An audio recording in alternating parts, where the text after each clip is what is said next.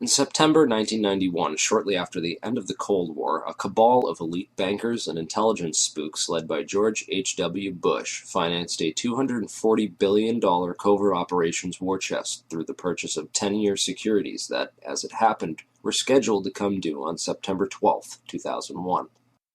Project Hammer was undoubtedly used for a wide variety of illicit intelligence operations, but mainly it was used to finance a covert economic operation against the collapsing Soviet Union, whereby unknown Western investors bought up much of the Soviet industry with a focus on oil and gas, crashing the Russian economy, looting its central bank, orchestrating what became known as the Great Ruble Scam, and a wide variety of other clandestine, state-assisted operations designed to thoroughly prevent Russia from ever contesting the U.S. as a world superpower, while in the process lining the pockets of these economic hitmen who swooped in to devour the collapsing Russian economy after the fall of the Soviet Union. A spectacular investment for all, at least until money laundering investigations began tracing all the money, or when the 10-year deadline came up and the securities became due and began the routine process of authenticity and ownership checks. Evidence shows that several federal and private investigations had already stumbled upon the Hammer Fund and were compiling evidence on it up until the 9/11 attacks. These included the Office of Naval Intelligence, or ONI, which was moved to the outer E-ring of the recently renovated section of the Pentagon that was targeted and destroyed on 9/11. According to E.P. Heidner, the ONI had been investigating crimes associated with the plundering of Russia. 39 out of the 40 people who worked in those offices were killed on 9/11, including the entire chain of command. The Pentagon's financial accounting offices in that same wing were also an obvious target, as were the passengers on board Flight 77, many of whom coincidentally held top-secret clearances and were connected with Pentagon black operations. Agents of the Office of Naval Intelligence had also been investigating financial transactions which were linked to securities being managed by those securities dealers in the World Trade Center that were also targeted. 31% of the 125 fatalities in the Pentagon were from the Naval Command Center that housed the Office of Naval Intelligence. 41% of the fatalities in the Twin Towers came from two companies that managed U.S. government securities, Cantor Fitzgerald and Eurobrokers. There were three major security brokers in the World Trade Center: Cantor Fitzgerald, Eurobrokers, and Garbin Intercapital. At 8:46 on the morning of September 11th, Flight 11 flew directly into Marsh & McLennan's secure computer room in the North Tower, right below the floor on which Cantor Fitzgerald was situated. Cantor Fitzgerald was the largest security dealer in the U.S. Shortly after that, a massive explosion went off just under the FBI offices in the North Tower on the 23rd floor. Fires were reported on the 22nd floor at 8:47. There were also explosions and subsequent fires reported at Garbin Intercapital on the 25th floor and in the basement of Tower 1 as well. Shortly thereafter, at 9:03, Flight 175 hit the South Tower right below the floors on which Eurobrokers was situated. In all three cases, the explosive, fiery destruction consumed the offices and the several floors above, destroying files and trapping victims inside. In the midst of all this, Building 6 was destroyed by an explosion that took place before either tower fell. This secondary explosion took out a portion of the building which just happened to include the El Dorado Task Force's offices. The El Dorado Task Force was an interagency money laundering watchdog group responsible for coordinating all major money laundering investigations in the U.S. In the immediate aftermath of September 11th, these groups would be redirected to investigate terrorist financing. Building 6 was located directly between the North Tower and World Trade Center Building 7. While large portions of World Trade Center 6 were gutted by explosions and later by falling debris from the North Tower, the building itself did not suffer a global symmetric collapse at near freefall acceleration as did Buildings 1, 2, and 7. FEMA photographer and 9/11 whistleblower Kurt Sonnenfeld took some interesting pictures of the U.S. Customs vault in the basement of World Trade Center 6, which was found completely empty and left with the door wide open. All of its contents appear to have been looted during the attacks. There is also evidence that gold was being looted from the vaults beneath World Trade Center 4. There were several early reports of a 10-wheel truck packed with stolen bullion caught fleeing World Trade Center 5 when the vehicle had become stuck on a collapsed ceiling brace, forcing the driver to flee the scene. Many researchers have stumbled across one or two of these anomalies from time to time: the empty vaults, the secondary explosions, the fireproofing upgrades on the exact floors coinciding with failure and impact in the towers, the suspicious power downs and evacuation drills, the World Trade Center tenants and security firms like AIG, Marsh & McLennan, and Kroll, and their close ties with the intelligence community, etc., etc. These anomalies are not unrelated, but nevertheless became lost inside the chaos of that September morn, the aftermath, and subsequent cover-ups. Okay, so what does all this mean? Overall, a critical mass of brokers from the major government security brokerages in the Twin Towers had to be eliminated to create chaos in the government securities market. A situation needed to be created wherein $240 billion of covert securities could be electronically cleared without anyone asking questions, which happened when the Federal Reserve declared an emergency and invoked its emergency powers that very afternoon. On September 14th, the Securities and Exchange Commission declared a national emergency and for the first time in U.S. history invoked its emergency powers under the Securities Exchange Act Section 12K and eased regulatory restrictions for clearing and settling security trades for the next 15 days. These changes would have allowed the estimated $240 billion in covert government securities to be cleared upon maturity without the standard regulatory controls around identification of ownership. The towers needed to be demolished to create a big enough mess that the illicit activities taking place behind the scenes that morning could be hidden in the confusion of that day. Okay, now let's talk a little bit about who did it and how. 9/11 whistleblower Richard Andrew Grove was a software salesperson for a company called Silverstream. Silverstream's technology was on the cutting edge of internet solutions, offering software to web-enable the critical business functions of Fortune 500 companies, basically integrating and making available on the web the disparate legacy applications and mainframes while simultaneously streamlining workflow and traditional paper processes, with an end result being a lower cost of operation and more efficient transactions. Silverstream had built internet transactional and trading platforms for Merrill Lynch, Deutsche Bank, Bankers Trust, Alex Brown, and Morgan Stanley, to name a few. Leading up to 9/11, Silverstream was designing specialized accounting software for a major client, Marsh & McLennan. Marsh is the world's largest insurance brokerage and was located right below Cantor Fitzgerald in the North Tower. Approximately 295 Marsh employees were murdered that morning, along with other innocent victims and employees who either knew too much or too little about their chosen work environment. But most importantly, Silverstream provided a specific type of connectivity that was used to link AIG and Marsh & McLennan, the first two commercial companies on the planet to employ this type of transaction. What then were Marsh and AIG doing, and why did they need to leverage technologies that no other commercial entity on the face of the earth needed to use to conduct business? The recovered hard drives from the World Trade Center, combined with Richard Grove's testimony, give us some intriguing clues. Grove discovered that Silverstream was overbilling Marsh to the tune of $7 million extra for fictitious and unneeded hardware. He also became aware of an exploitable flaw in the accounting software that had been sold to a variety of Marsh's clients and partners. When he brought this up to his superiors at Silverstream and others at Marsh, he was told to keep quiet and not to worry about it. But other friends of his at Marsh were also getting concerned and began documenting what was going on and raising concerns within the company. At last they were finally granted a hearing with one of Marsh's high-ranking executives and were told to bring all their evidence to a hearing scheduled for 8:30 a.m. on September 11, 2001, on the 93rd floor. The high-ranking member of Marsh, who Grove did not name, would participate via teleconference from the safety of his home, while Marsh employees and potential whistleblowers, Gary Lasko, Catherine Lee, Ken Rice, Richard Brewhart, and John Oltzhofer, would die in the meeting room in the North Tower with all their evidence when American Airlines Flight 11 would impact that very section of the building. Richard Grove fortunately got stuck in traffic that morning and didn't make it. Computer hard drives recovered from the World Trade Center show a spike in suspicious transfers that took place within the World Trade Center as the 9/11 attacks were unfolding.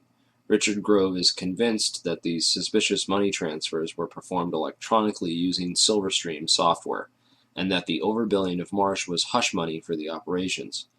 It would certainly have helped clear up that $240 billion in securities and make it look like any of those companies might have done it.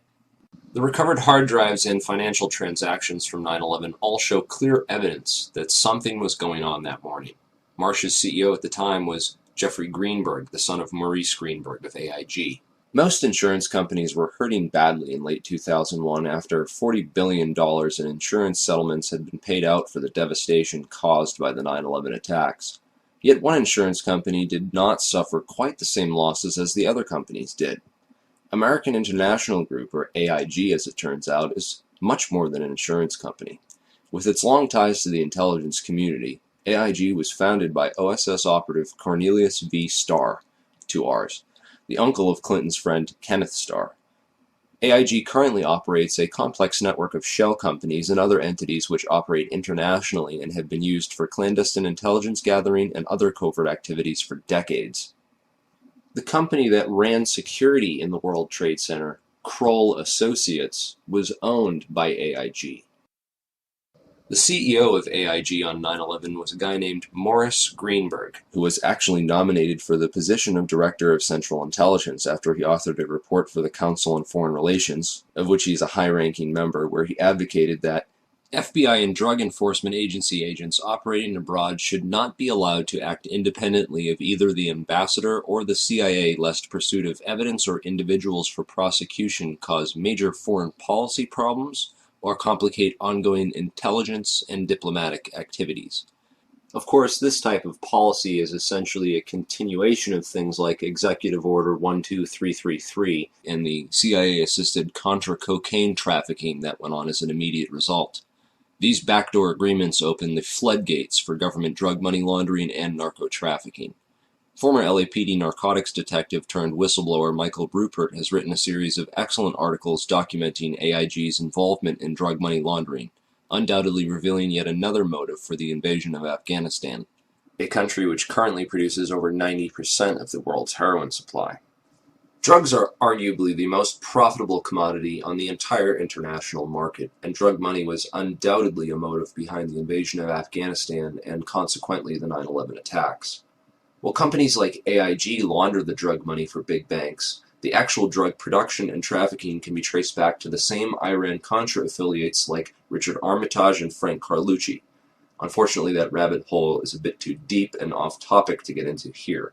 I will mention that DynCorp was heavily involved, as well as Stewart Air Force Base in upstate New York, where the two flights out of Boston crossed paths simultaneously and shut off their transponders before making their way to the Twin Towers. Many researchers believe that the MENA operation was moved to Stewart Air Force Base after Barry Seal got whacked. Richard Armitage was the Deputy Secretary of State on 9/11, and according to whistleblower Michael Springman, he was the man responsible for granting visas to 15 out of 19 of the 9/11 hijackers, allowing them to enter the U.S. and pursue flight training. Frank Carlucci is the chairman of the Carlyle Group and was in Washington, D.C. on 9/11, having just met with George H.W. Bush and the brother of Osama bin Laden on Carlyle Group business. Frank Carlucci was also the chairman of BDM International, a company that served as a front for State Department black operations. Frank Carlucci's employees at BDM International left to take charge of Stratesec, the World Trade Center and airport security firm. Corporate Operating Officer Barry W. McDaniel, an ex-military expert in logistics and materials distribution, and CEO Wirt Dexter Walker III, who is a distant Bush cousin from the Herbert Walker line, with an extensive history of managing CIA front companies. Marvin Bush, the president's brother, was also a board member at Stratesec, although Stratesec maintained contracts for security upgrades which were set to expire on September 11, 2001. They were not the company officially charged with World Trade Center security. This role was assigned to a risk management firm called Kroll Associates. Kroll's chairman, Jerome Hauer, was a longtime personal friend of ex-FBI counterterrorism expert John O'Neill and was responsible for O'Neill's appointment as head of security for the World Trade Center just a few days prior to the 9/11 attacks. O'Neill is the world's leading expert on Osama bin Laden and al-Qaeda and was a potential 9/11 whistleblower with hard evidence of White House complicity in the protection and shielding of the 9/11 hijackers from all means of federal investigation. Al-Qaeda hijacking suspects were flagged by the Able Danger terrorist tracking program, which was also shut down by the White House. Able Danger whistleblower Anthony Schaefer claims the U.S. government destroyed over 6 terabytes of data related to Able Danger, which he also claims identified 9/11 ringleader Mohammed Atta as early as February of 2000. Those atop the chain of command in the White House, military, and intelligence establishment deliberately ignored all the warning signs of an impending attack. a clever strategy of plausible deniability which also served to portray those in charge as incompetent rather than complicit. In every major head throughout the chain of command on 9/11, from NORAD to the military, we see a repeated theme of complicity through negligence or incompetence. After 9/11, failure and incompetence was rewarded, and whistleblowers were silenced. Combined with the fact that 6 corporations control 90% of the media, and CIA operations like Mockingbird admit to taking over and subverting our U.S. media, we can understand how such a big lie could have been kept from the American public for so long. But if you stop and take the time to do your research, you'll find all the evidence is there, hidden beneath a mountain of disinfo and lies. It's been 10 years since 9/11 happened, and we are left with hundreds, if not thousands, of unanswered questions about the 9/11 attacks. A transparently fraudulent 9/11 Commission report, which purposely failed to even mention the collapse of World Trade Center 7, and a host of ridiculous, so-called debunking websites, forums, and other literature, which have done absolutely nothing over the past 10 years to debunk anything other than cleverly selected strawman arguments, and have failed to stem the constant flow of new 9/11 information, which researchers have been uncovering and bringing out to the public. Instead, they continue to label truth seekers, including family members of people who died on 9/11, as conspiracy theorists, and devise clever propaganda designed to prevent the general public from looking any further into the evidence or the actual claims of the so-called conspiracy theorists. In this video, we will take a deeper look into the so-called investigations, which have provided us with the official story, and why they deserve a more thorough examination. The Bush administration stalled government investigations into 9/11 for over 400 days. A week after 9/11, letters containing anthrax spores were mailed to several news media offices and 2 senators who were perhaps a bit too vocal about opening an official investigation into 9/11. The anthrax used in the attacks was identified as an Ames strain, which means it had to have come from the U.S. Army Medical Research Institute of Infectious Diseases at Fort Detrick, Maryland. A member of that institute, Jerome Hauer, managed the National Institute of Health response to the anthrax attacks. Coincidentally, Hauer also warned the White House to start taking Cipro, an antibiotic which is effective against anthrax, a week before the attacks. Jerome Hauer also happened to be a managing director at Kroll Associates, which ran security at the World Trade Center up until the weekend before 9/11, when that role was personally handed off by Hauer to FBI agent John O'Neill, who would later die in the attacks, drawing strong suspicion that he was set up due to his knowledge of Al-Qaeda and the 9/11 hijackers, whom he was blocked from investigating while he was working at the FBI. In January 2002, President Bush personally asked Senate Majority Leader Tom Daschle to limit the congressional investigation into the events of September 11th. The Bush administration only formed the 9/11 Commission after being prodded by the victims' families, who lobbied Congress for over a year to open the investigations. When the Bush administration finally did open a 9/11 investigation, it was described by some members as set up to fail. The President has said only a minority of the Commission can see a minority of the documents, and then they have to clear what they're going to say to the rest of the Commission with the White House. If you're one of those 4 that gets to see these documents, would that change your opinion? No. They don't want any more eyeballs to see their documents than they can possibly get away with. It's a scam. It's absolutely disgusting. They even attempted to appoint Henry Kissinger, a known cover-up mastermind, as head commissioner. He resigned after victims' family members asked him sensitive questions about his connections to the bin Laden family and the Carlyle Group. Philip Zelikow wrote the conclusions for the report before the investigation ever began, and even then any areas which did not support the official story were neither mentioned nor investigated by the 9/11 Commission. 6 out of 10 members of that commission have discussed on record how the government lied about the official story, and 70% of the questions posed by the victims' families were never answered or officially investigated. It's important to look at what happened to the evidence from 9/11. The day of 9/11, most of the FBI was in Monterey, California on an agency retreat. Let's go to our State Department correspondent, Andrea Mitchell. Andrea, what can you tell us? Well, this from the FBI. The State Department has been evacuated. There was a meeting going on in the Operations Center. Other top officials were in the Situation Room at the White House. Colin Powell is in Bogota, Colombia, on a 2-day trip. But this very interesting information, Katie, Matt, and Tom, from the FBI, they had been operating a massive exercise from their hostage rescue unit All of their top teams, about 50 personnel, helicopters, equipment, were in Monterey, California for the last 2 days, scheduled to fly back today commercially. So all of those people are out of place. It's fair to say, according to sources that we've talked to here at NBC, that the FBI rescue operations and other FBI operations are really in chaos right now because they can't reach their officials in New York.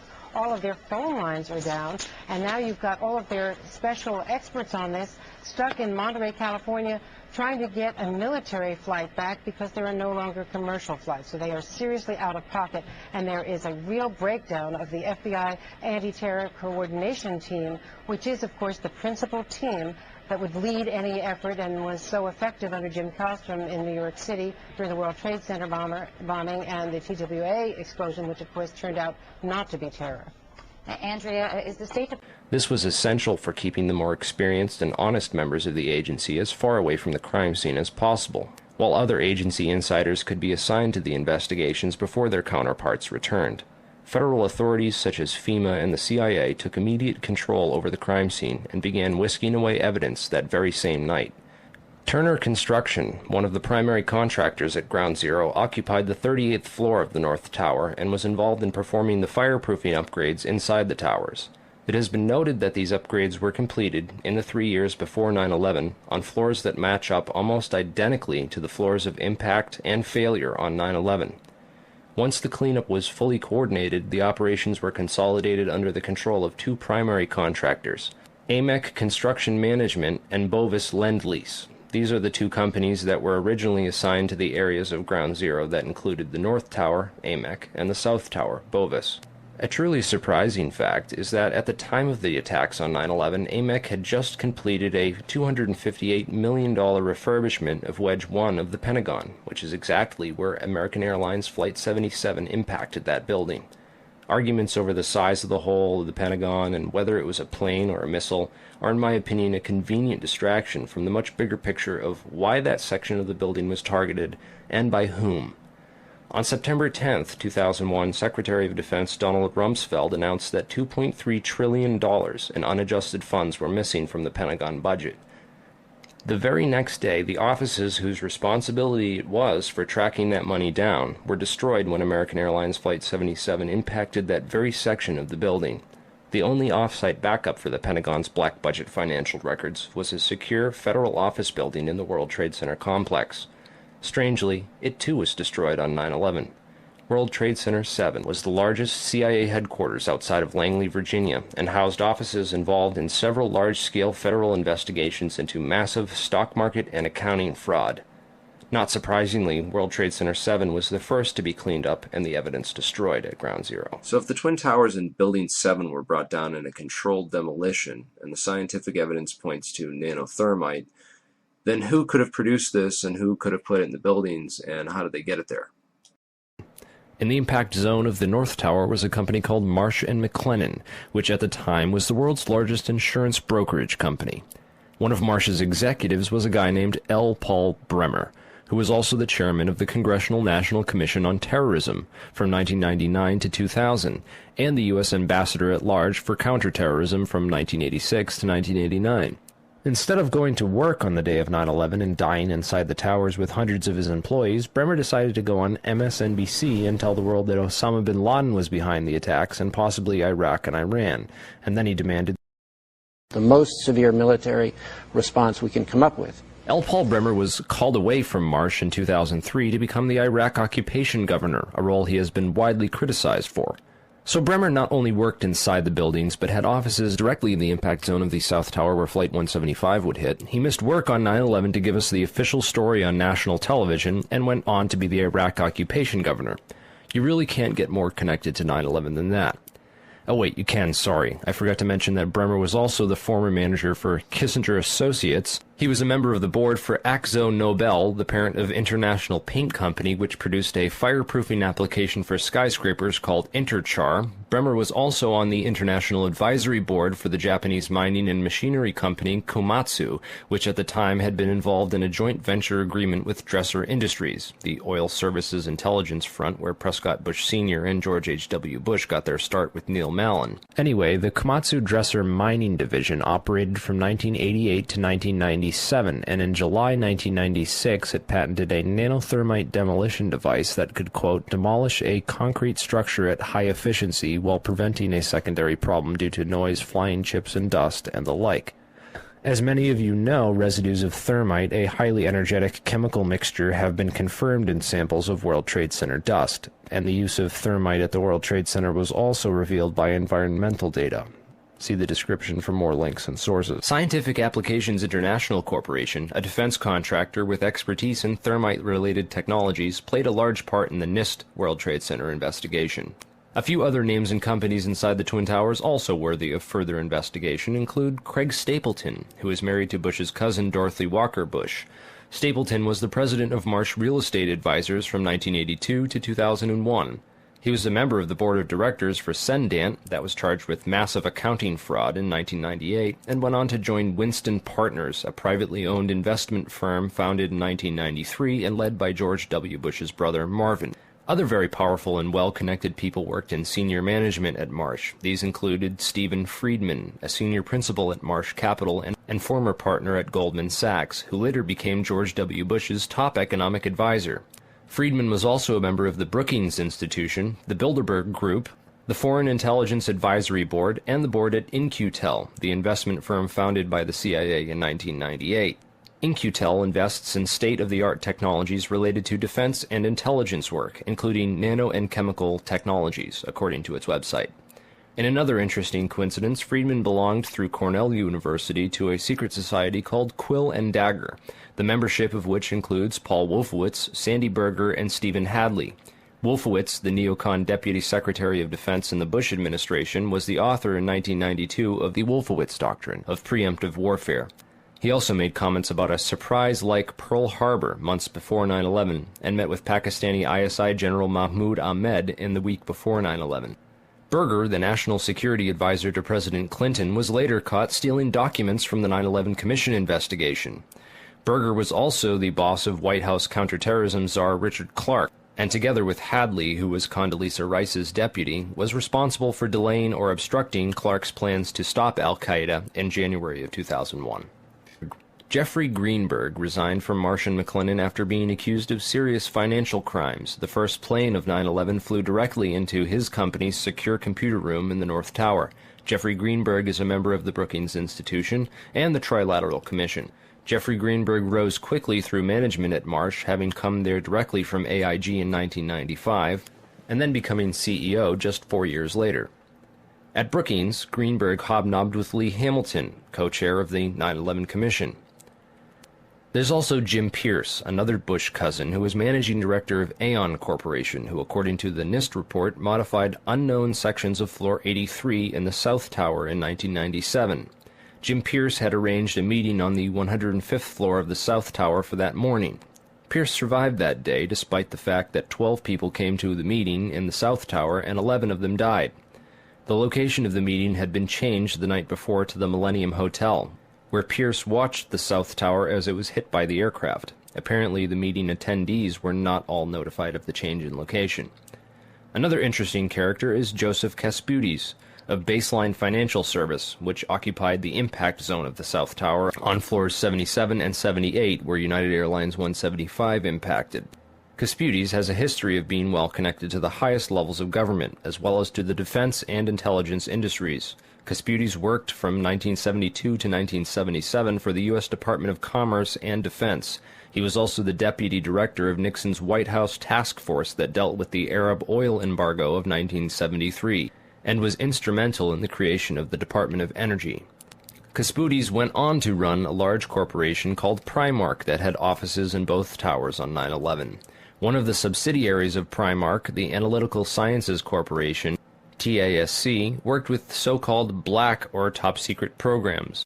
TASC also worked closely with the National Institute of Standards and Technology. Kasputis was also a member of the Logistics Management Institute, LMI, whose members included Paul Kaminsky of In-Q-Tel and General Dynamics, Charles DiBona of Halliburton, Skull and Bones member Joseph Samuel Nye, and Michael Daniels of Scientific Applications International Corporation.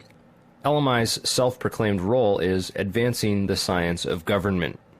Casputi's connections to the DOE from 1977 through at least 1997 are interesting, considering that the DOE was developing thermite ignition devices as early as 1983.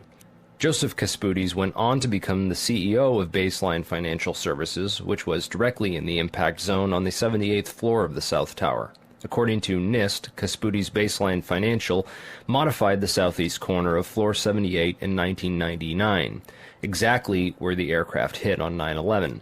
Floors 77 and 78 were upgraded for fireproofing in June and April of 1998, respectively. Another company of interest on Floor 91, just above the impact zone for the South Tower, was Washington Group International.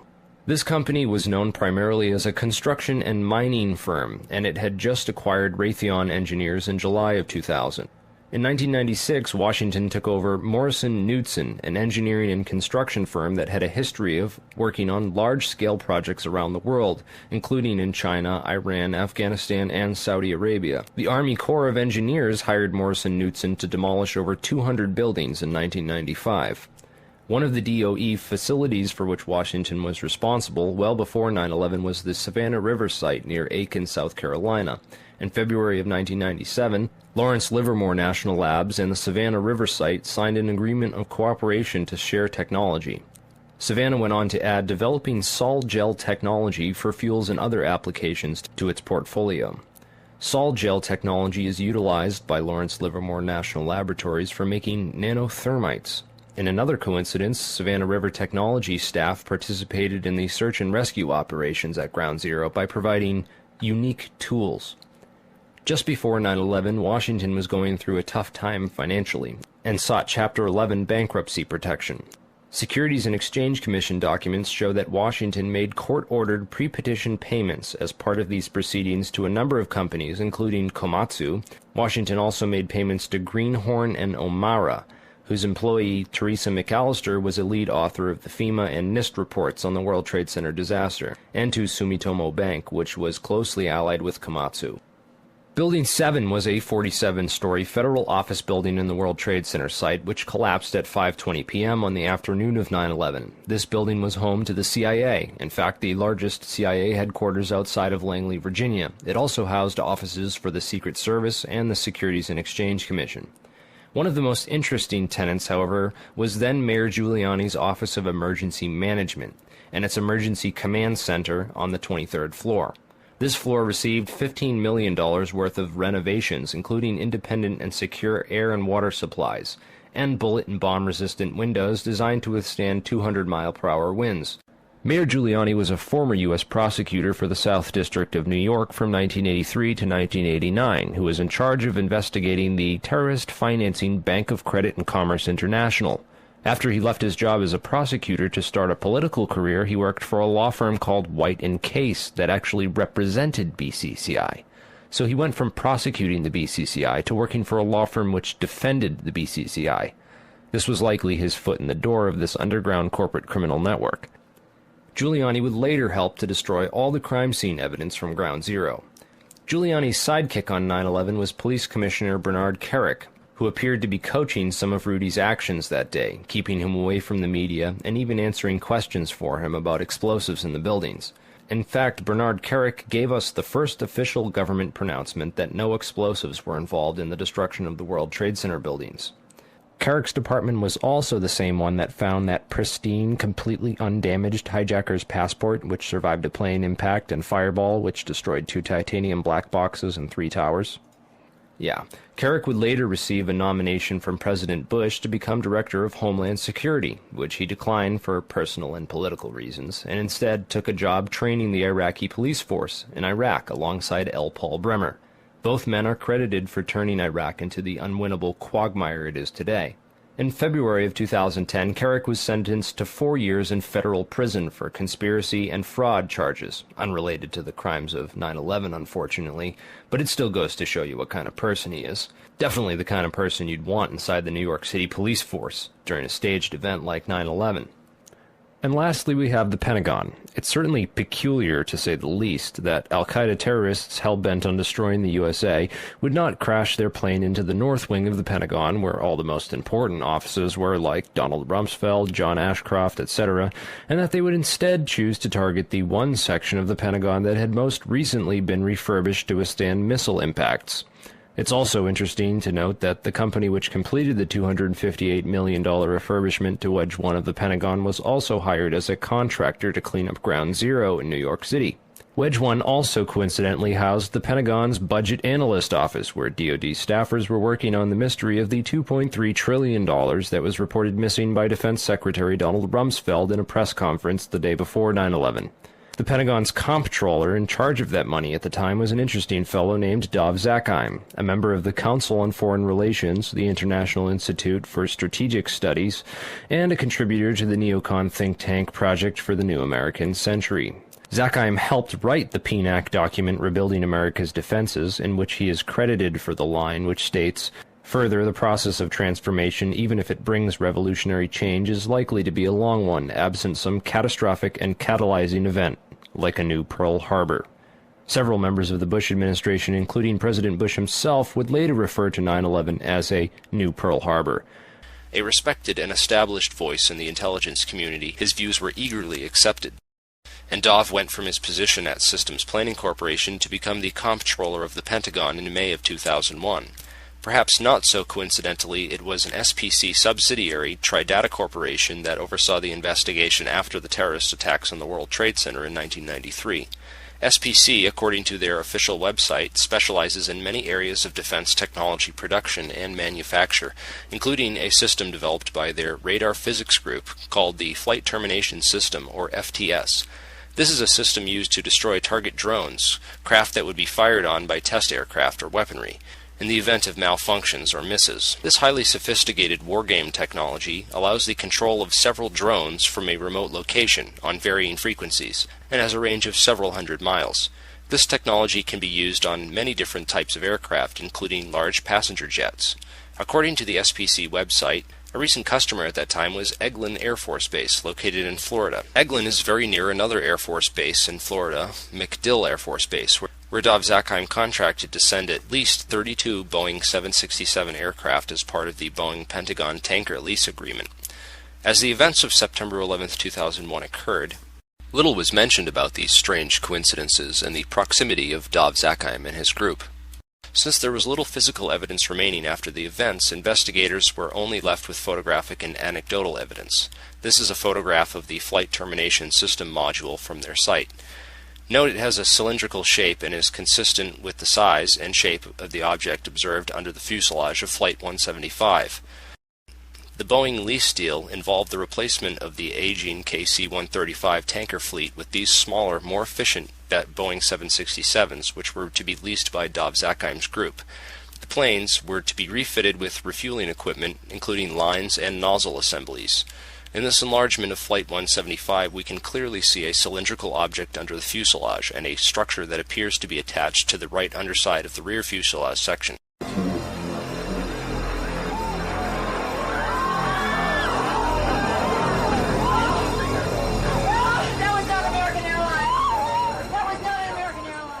When seen in comparison, it is obvious that the plane approaching the Trade Center has both these structures, the FTS module, and the mid-air refueling equipment, as configured on the modified Boeing 767 tankers. Of particular interest is the long tube-like anomalous structure under the rear fuselage area of 175.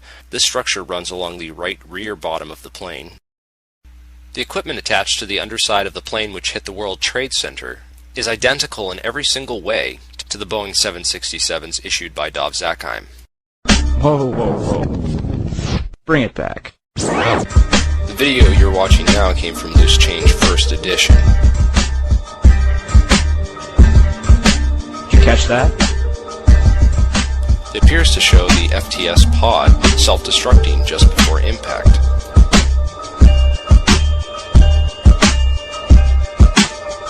Also, notice that the flash is reflected in the fuselage of the plane. The flash is also present in footage taken by Evan Fairbanks, Jennifer Spell, CNN. Al-Qaeda certainly couldn't have added this equipment at Logan International Airport. And even if they did, the flight crew would have noticed it. So where did this plane come from? Another interesting piece of 9/11 evidence is the last 12 seconds of UA-175. Since every amateur videographer in New York City had their cameras pointed up at the burning Tower 1, the second plane strike was filmed from nearly every conceivable angle. Expert analysis of this plane leads to some startling revelations. First, there is the expertly controlled flight characteristics of this plane. During its last 12 seconds of flight, UA-175 made a single corrective maneuver so perfectly timed and executed that it's unlikely it was piloted by human hands. One of the things that jumped out at me when I looked at the footage of the video of Flight 175 as it went into the World Trade Center is it appeared to me that there was something on the under fuselage of that aircraft that did not belong there, at least not with a commercial airliner. Now, I'll tell you where I have seen attachments that look like that on military aircraft. So the question you have to answer now is, was that the commercial airliner that hit the World Trade Center, or possibly was it an aircraft that looked very similar but was a military type airplane? All the recorded sources, all the different photographic evidence that was produced by CNN and ABC, they all show this pod. It's there. You can see it with your own eyes. And in my professional opinion, that there was a pod attached to the bottom of that aircraft, and therefore it was not United Airlines Flight 175. If you take a careful look at the flight paths of American Airlines 11 and UA-175, the two flights that took off from Boston's Logan Airport and crashed into the Twin Towers, you'll find a major clue. Not only did both these planes cross paths directly over Stewart Air Force Base, but they did so at the exact same time. Another odd synchronicity is Flight 93, which had been sitting on the tarmac delayed at the airport for nearly 40 minutes with no explanation. Originally scheduled to take off at 8:01 a.m., it was delayed until the moment that Flight AA-11 crashed into the North Tower at 8:43 a.m. Another interesting piece of evidence that ties Stewart Air Force Base to the center of this 9/11 conspiracy is the white mystery planes spotted over Washington and the Pentagon. Through careful investigation, we've been able to map out the flight paths of these two ominous aircraft, which have been identified as E-4Bs, a type of aircraft that the military uses as mobile command posts. What concerns me is that both of these aircraft took off from and landed at Stewart Air Force Base. Another interesting coincidence I found was that Flight 93 turned around directly over Hopkins Airport, and Flight 77 turned around directly over Tri-State Airport. Webster Tarpley has done some of the most thorough research into the wargame exercises that were taking place on the day of 9/11. But this white mystery plane, the Doomsday plane, what was it doing over the Pentagon and the White House on 9/11? Who was flying in that plane? What were they doing? Being the comptroller for the Pentagon and the chief financial officer, you have to kind of wonder what Dov Zakheim was doing on 9/11. And what his connections were to the $2.3 trillion that were missing from the Pentagon the day before 9/11. If anything, the individuals and organizations outlined in this video are at least as suspicious as the 19 hijackers themselves. They have nothing on us. Why don't you? Book 'em, Dano.